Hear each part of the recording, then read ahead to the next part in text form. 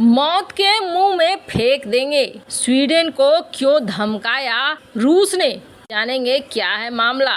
तो वहीं क्या बाखमुत में रूस जीत रहा है और क्या नाटो अब पीछे हटेगा। जहां एक तरफ ये सब कुछ हो रहा है तो वहीं चीनी टैंकों को भेदने के लिए भारत ने उतारा अपना खास अस्त्र। जानेंगे क्या कुछ चल रहा है जियोपॉलिटिक्स में, आइए जानते हैं इन खबरों को विस्तार से। नाटो में शामिल होने को लेकर रूस भड़क गया है स्वीडन के ऊपर और फिनलैंड के ऊपर। रूस ने साफ कर दिया है कि अगर स्वीडन नाटो में शामिल होने का फैसला लेता है तो उसे मौत के मुंह में भेज दिया जाएगा। वैसे आपको बता दें, नाटो में शामिल होने की कोशिश करने वाले नार्डिक देशों को रूस की तरफ से भेजी गई ये सबसे बड़ी धमकी है। वैसे स्वीडन और फिनलैंड को समझ लेना चाहिए क्योंकि मुसीबत के समय न तो नाटो मिलता है और न ही ऑटो मिलता है। ऐसे तो स्वीडन को रोक रखा है अभी तुर्की ने, लेकिन फिनलैंड अगले कुछ महीनों में नाटो का सदस्य बन जाएगा। लिहाजा रूस ने फिनलैंड को भी गंभीर चेतावनी दे दी है। स्वीडन की राजधानी स्टॉकहोम में रूस के राजदूत ने नाटो में शामिल होने पर स्वीडन के लोगों को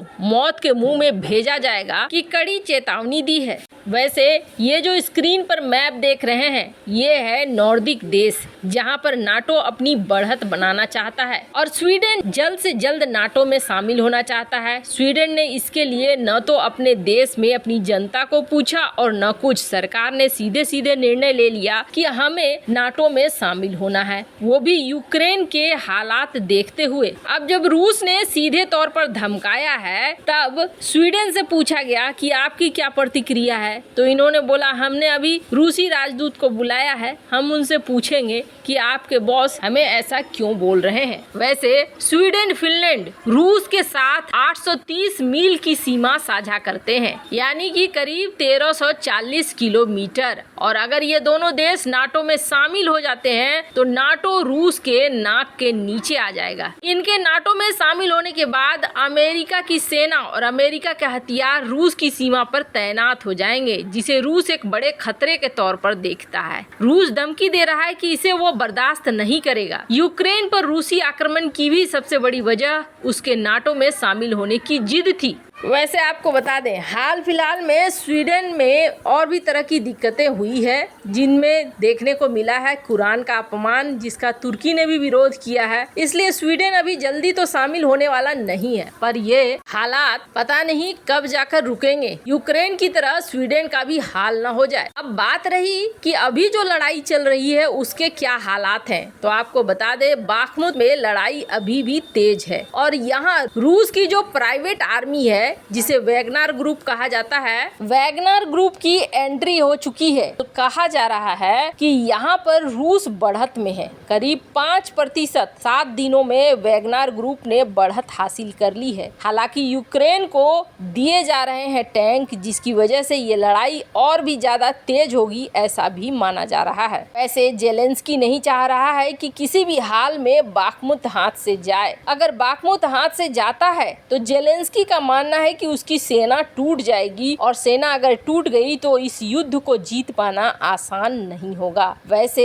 जिस तरीके के सीन बन रहे हैं उसे देखते हुए लग रहा है कि ये युद्ध कॉमेडियन हार चुका है, इसलिए कि पहले से एक काफी बड़े हिस्से पर रूस ने कब्जा जमा लिया है और अब बाखमुत में भी अगर बढ़त है जैसी मीडिया रिपोर्ट आ रही है तो फिर ये आने वाले समय में यूक्रेन के लिए सही नहीं है। आखिर यूक्रेन को मिला क्या? बेहतर होता कि ये विवाद यूक्रेन रूस के साथ मिलकर बातचीत के रूप में हल करता। यूक्रेन को न तो नाटो की सदस्यता मिली और न ही अपनी जमीन को बचाने में कामयाब होता हुआ दिख रहा है। अब कम से कम जितनी जल्दी दोनों देशों के बीच में शांति हो जाए दुनिया के लिए वही सही है। पर हाँ, रूस यूक्रेन की इस लड़ाई ने एक चीज समझा दी और इस बात को भारतीय मंत्री, भारतीय रक्षा विभाग भी मानता है। हाल ही में डॉक्टर राजनाथ सिंह का एक बयान आया था जिसमें उन्होंने कहा कि रूस यूक्रेन की लड़ाई से हमने सीखा कि आत्मनिर्भर बनो और अपने हाथ को मजबूत रखो। रूस यूक्रेन की लड़ाई 3-4 देश बहुत ध्यान से देख रहे हैं, जिसमें से एक चाइना है तो दूसरा भारत भी है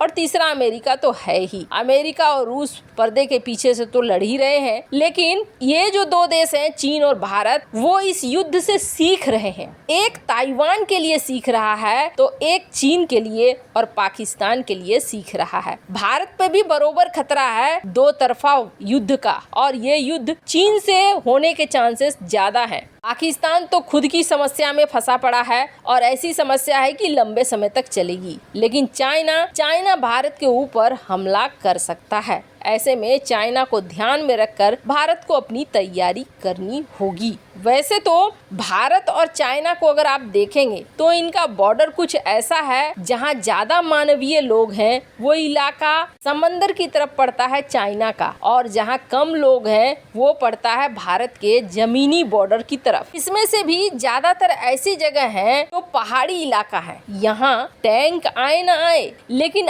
आर्म्ड व्हीकल्स को जरूर पहुंचाया जाएगा, यानी आर्मी की ऐसी व्हीकल यहाँ पर बहुत महत्वपूर्ण रोल अदा करेगी आर्मी को हथियार को, रसद को एक जगह से दूसरे जगह पहुँचाने में। और ये जो रूस यूक्रेन की लड़ाई में ये देखा गया कि किस तरीके से ATGM यानी एंटी टैंक गाइडेड मिसाइलों ने धमाल मचाया। पहले तो रूस ने उतारा था टैंक को ही, दो चीजें काम आई, एक तो ATGM और दूसरा ड्रोन, जिन्होंने रूसी टैंकों के काफिले को रोक दिया था। अब इसे देखते हुए भारत अपने ATGMs को तैयार कर रहा है और ऐसे जो मोटे मोटे चदरे को भी भेद दे। इनमें से ही एक अमोघ 3 का परीक्षण किया गया और बिल्कुल सफलता पूर्वक किया गया। ये तीसरा वर्जन था, तीसरे जनरेशन की ATGM था। इसे बनाने के पीछे सबसे बड़ा उद्देश्य था इसका सीकर, इसका रेंज और इसका वॉरहेड।